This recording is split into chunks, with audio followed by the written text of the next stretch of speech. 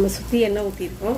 இதுக்கு வந்து பொட்டுக்கடலை தேங்காய் போட்டு அரைப்போம்ல, அந்த சட்னி நல்லாயிருக்கும்.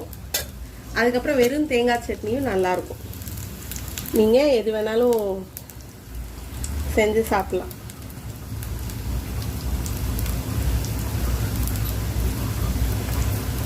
இல்லை நான்லாம் வந்து எப்படிலாம், நான் ஒரு ஆள் தான் சாப்பிடுவேன், எல்லோரும் சாப்பிட்டா பரவாயில்ல. அதனால நான்லாம் வெறும் இதே, ஏன்னா எனக்கு இந்த மாதிரி அடை ரொம்ப பிடிக்குமா, நான் வெறும் இதே வச்சு சாப்பிடுவேன். பாருங்கள், திரட்டி போட்டுருவோம். இப்படி அழகாக வருது பாருங்கள், சூப்பராக வரும்.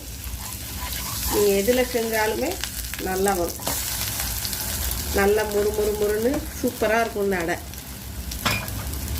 அதான் சொல்கிறேன்ல, எதில் வேணாலும் சுடலாம். இரும்பு கடாயில் சுடலாம்,